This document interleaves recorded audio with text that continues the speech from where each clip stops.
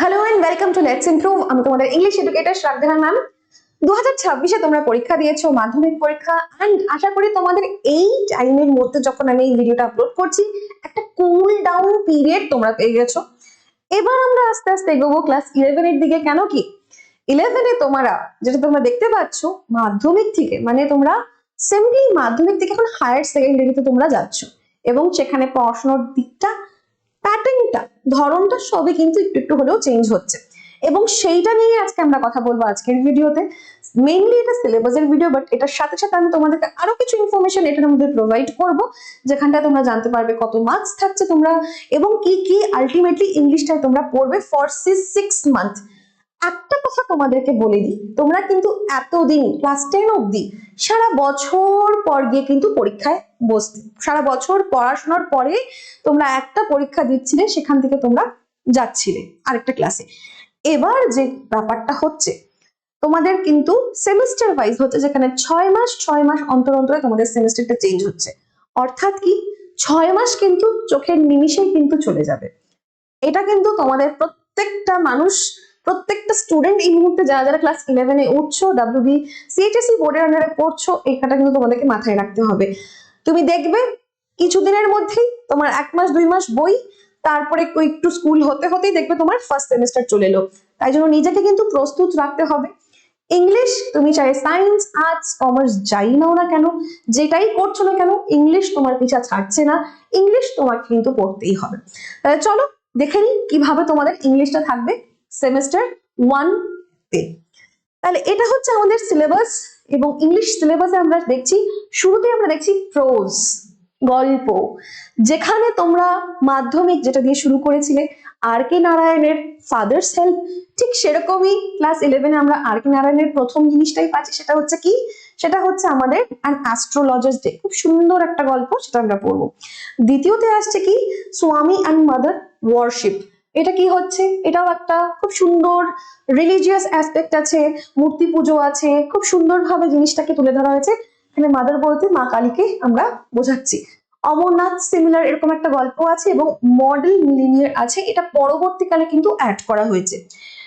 এবার ব্যাপার হচ্ছে যে হ্যাঁ তোমাদের চাপ আছে, আরেকটা তোমাদেরকে এক্সট্রা পড়তে হবে, এখানেও তোমার কিছু কিছু এক্সট্রা আছে, সেগুলো তোমাকে পড়তে হবে। সেরকমই কিছু লাভও আছে, তুমি নিজের মতন চয়েস করতে পারো। এবার ব্যাপারটা ভালো করে বুঝবে।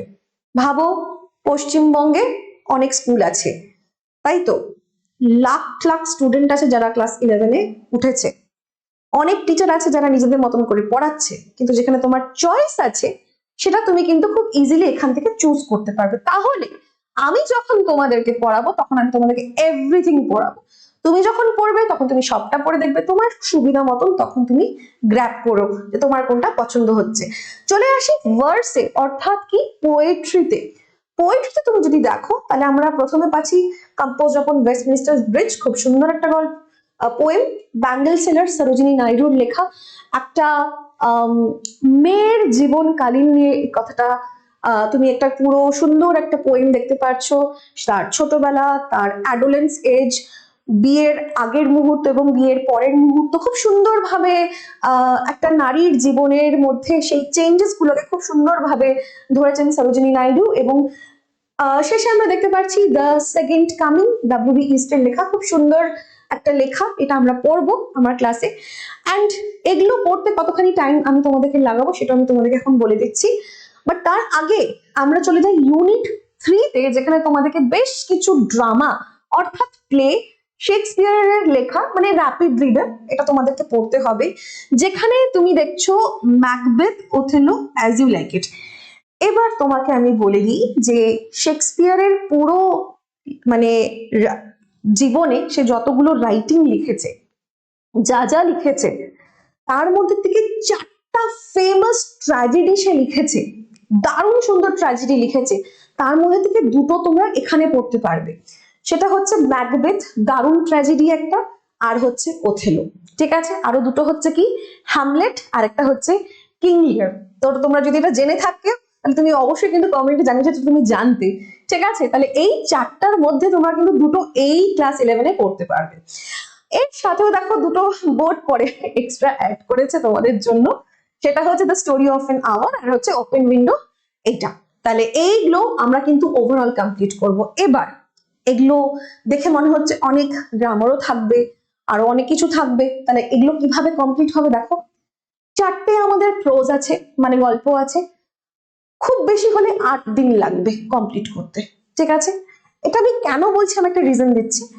3টে পোয়েম 3 দিনে কমপ্লিট, একদম গল্পের মতন, জল মতন বোঝাবো, জলের মতন বুঝবে, অ্যান্সার করতে পারবে। এগুলো পড়াতে মোটামুটি 1 2 3 4 5 দিন, তো মোটামুটি 8 থেকে 10 দিনের মধ্যে আমি যদি খুব বেশি টাইম নিয়েও পড়াই, যে অল্প অল্প করে তোমাদের চাপ না পড়ে, কমপ্লিট হয়ে যাবে। আদারওয়াইজ এই 5টা গল্প আমার 5 দিন লাগবে পড়াতে। এটা বলার কারণ হচ্ছে, তুমি আর্টস যদি নিয়ে থাকো তাহলে তোমার বড় বড় যে সাবজেক্ট গুলো সেখানে তোমাকে অনেক কিন্তু পড়তে হবে, অ্যান্সার রাইটিং এর ব্যাপার আছে। কমার্সেরও ঠিক সেরকমই অনেক বুঝতে হবে, লিখতে হবে, এবং সায়েন্সের স্টুডেন্টদের আরো বেশি চাপ আছে, বিকজ ওদের ভাস্ট অনেক সিলেবাস এবং ওখানে অনেক থিওরি আছে, প্র্যাকটিক্যাল আছে, অনেক কিছু আছে। এবার আমি যেটা চাই আমার স্টুডেন্টদেরকে ডেলিভার করতে, সেটা হচ্ছে কি, যে স্টুডেন্টরা যাই নিয়ে থাকুক তোমরা সেটাতে টাইম দাও, ইংলিশে যাতে তোমার কম থেকে কম টাইমে যাতে তুমি ম্যাক্সিমাম মার্কসটা গেইন করতে পারো। তাই জন্য তোমাকে বললাম আমার পড়াতে এইটুকুনি টাইম লাগবে, আর আমি একবার যখন পড়িয়ে দেব জল ভাত তোমাদেরকে আমি এটা করে দেবো। তোমাকে যাতে ডাবল খাটনি খাটতে না হয় ইংলিশের জন্য, বিকজ তোমাকে টাইম সেভ করতে হবে বাকি জিনিসের জন্য। আবার একটা রিমাইন্ডার দিয়ে দিচ্ছি, 6 মাস কিন্তু চোখের নিমিষে চলে যাবে, এটা কিন্তু মনে রেখো তোমরা। এবার আসি হচ্ছে গ্রামারে। অ্যাজ ইউজুয়াল গ্রামার তো থাকবেই। সিম্পল দেখো, সব গ্রামার কিন্তু নেই এখানে, কিন্তু বোর্ড একটু আবার সুবিধা করে দিই, সব গ্রামার কিন্তু তোমাদের নেই। দেখো কি আছে, তাহলে ন্যারেশন চেঞ্জ করেছো ছোটবেলার থেকে, ভয়েস চেঞ্জ করেছো, tense, phrasal verb, preposition, clause, transformation of sentence এটা তো পড়েইছো। জেরান্ড পার্টিসিপল, যাদের জেরান্ড পার্টিসিপলে প্রবলেম আছে সমস্যার কোনো ব্যাপার নেই। মনে করো জেরান্ড আর পার্টিসিপল হচ্ছে মাস্তাতো ভাই আর পিস্তাতো ভাই, পিঠাপিঠি, ওরকম ওদের চাপের ব্যাপার নেই। একদিন ক্লাস নেবো সব একদম জল ভাত হয়ে যাবে। তাহলে এগুলো তোমাদের থাকছে, এবং তার সঙ্গে রাইটিং নেই, রাইটিং এর আর ঝামেলা নেই, চিল। এমসিকিউ তে রাইটিং এর দরকারও নেই, ঠিক আছে? তাহলে আমাদের ইউনিট 5 এ কি থাকছে বেটা? ইউনিট 5 এ থাকছে আমাদের আনসিন প্যাসেজ, একটা আনসিন করতে হবে, ঠিক আছে? আর আনসিনের মধ্যে তোমাদের অনেক জিনিস কমিয়ে দেওয়া হয়েছে, আস্তে আস্তে সেটাও আমরা ডিসকাস করব। তো অত কোনো চাপের ব্যাপার নেই, হাসতে খেলতে পড়ো। অ্যান্ড এই পড়ানোর জন্য আমি তোমাদেরকে বলছি, আমি তোমাদের জন্য এই একটা ব্যাচ নিয়ে এসেছি, ইগনাইট ব্যাচ। ভর্তি হয়ে যাও নিশ্চিন্তে, টেনশন ফ্রি হও, বিকজ আরো যেখানে তুমি যেগুলো যেগুলো ইম্পর্টেন্ট এবং হেভি সাবজেক্ট, অবশ্যই ইংলিশটাও ইম্পর্টেন্ট বলছি, বাট ইংলিশটা করে যেতে পারা যায়, ইজিলি ওটাকে নামানো যায়। অনলি তোমার 499 লাগছে ফর 1 সেমিস্টার, সেমিস্টার 1 এর জন্য, ক্লাস 11 এর। তোমরা যারা যারা ভর্তি হতে চাও ডেফিনেটলি এই নাম্বারটায় তোমরা কন্ট্যাক্ট করতে পারো, অথবা ডেসক্রিপশনে দেওয়া আছে নাম্বার, সেখানেও কন্ট্যাক্ট করতে পারো। আমি আমার প্ল্যানটা তোমাদেরকে বললাম, বাকিটা তোমরা দেখে কিন্তু ভর্তি হয়ে যাও, ক্লাস কিন্তু তাড়াতাড়ি শুরু হচ্ছে, ঠিক আছে? আচ্ছা, এরপর কি থাকছে দেখো বেটা, এই যে সেগমেন্টটা, এইটা বুঝবে ভালো করে, কেন কি পরীক্ষা তোমাদের এই মার্কসের বেসিসে হবে। কি কি আছে? প্রথমে হচ্ছে আমাদের ইউনিট 1 প্রোস, এখান থেকে 10 মার্কস থাকবে মাত্র। 4টে আমরা দেখেছিলাম, 4টে আমরা প্রোজ দেখেছি, সেখান থেকে তোমার 10 মার্কস থাকবে। আচ্ছা, 2 নম্বর ইউনিটে কি আছে? ভার্স আছে, ঠিক আছে? সেখানে আমরা 3টে দেখেছি, ওখান থেকে তোমার 10 মার্কস থাকছে। আচ্ছা, তৃতীয়তে কি ছিল? র্যাপিড রিডার, সেখান থেকে তোমার 10 মার্কস থাকবে। চতুর্থ ইউনিটে তোমার আছে টেক্সচুয়াল গ্রামার, গ্রামারটা তোমার টেক্সটের মধ্যে থেকেই আসবে, অন্য কোনো জায়গা থেকে আসবে না। তাহলে টেক্সট আমরা কত ভালো করে পড়ছি, যেখান থেকে ট্রান্সফরমেশন আসতে পারে, যেখান থেকে ন্যারেশন চেঞ্জ উঠে আসতে পারে, যেখান থেকে ভয়েস চেঞ্জ আসতে পারে, এবং সেই জিনিসটা কিন্তু জানা খুব খুব খুব দরকার। কেন কি গ্রামার একটা টিচারও টেক্সটের বাইরে থেকে গ্রামার দিয়ে দেখাতে পারবে না, তাহলে টেক্সটের হাতের মুঠোয় কিন্তু তোমাদের এটা আছে, মাথায় রাখবে। তাই টেক্সচুয়াল গ্রামার থেকে আমরা মাত্র 5 মার্কস, এবং শেষে গিয়ে আমরা দেখতে পাচ্ছি রিডিং কম্প্রিহেনশন থেকে আনসিন, যেটা হচ্ছে সেখানে 5 মার্ক, তাহলে হলো আমার 40 মার্কসে। আমি চাই তোমরা কম থেকে কম টাইম এটাতে দাও, কিন্তু যেইটুকুন টাইম দিচ্ছ সেইটুকুন তোমার যাতে পড়াটা আদায় হয়ে যাচ্ছে। আবারও বলছি, 6 মাস কিন্তু চোখের নিমিষে বেরিয়ে যাবে, তখন কিন্তু কুলিয়ে উঠতে পারবে না। তোমরা রিলস দেখছো তো, আমরা যেই উচ্চ মাধ্যমিক স্টুডেন্ট যারা এবার পরীক্ষা দিচ্ছে তাদেরকে আমরা জিজ্ঞাসা করেছিলাম, এবং তারাও কিন্তু একই কথা বলছে, চোখের নিমিষে 6 মাস চলে যাচ্ছে। তাই জন্য এভরি সাবজেক্ট তোমাকে টিপটাপ ভাবে রেডি করতে হবে। এন্ড তার জন্য অ্যাসিস্ট্যান্স আছে, ব্যাচ আছে, ভর্তি হয়ে যাও। ভর্তি হয়ে গিয়ে একদম নিশ্চিন্ত ভাবে তোমরা কিন্তু পড়াশোনাটা এগিয়ে যাও। তাহলে এই হচ্ছে তোমাদের পুরো ক্লাস 11 এর সিলেবাস, ইংলিশ সিলেবাসের ব্যাপারটা। এটার সাথে আমি জাস্ট তোমাদেরকে দেখো বলছি, এমসিকিউ প্যাটার্নে পরীক্ষা হবে, কোনো ডেসক্রিপটিভ নেই, কোনো রাইটিং নেই, কোনো সেন্টেন্স কনস্ট্রাকশন নেই, সিম্পল এমসিকিউ থাকবে এবং ওএমআর শিটে ভরতে হবে। অর্থাৎ এরকম বাবল থাকবে তোমাদের, এরকম বাবল থাকবে এ বি সি ডি, যেই বাবলটা মনে হচ্ছে ঠিক সেটা তোমাকে ভরতে হবে।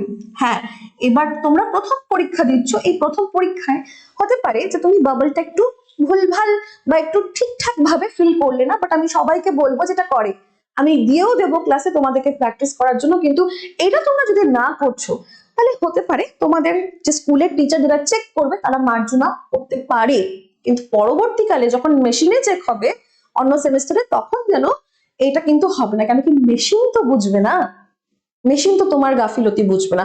তো এইটাই হচ্ছে টাইম, শিখে নেওয়ার, বানিয়ে নেওয়ার, নিজেকে প্রস্তুত করে নেওয়ার।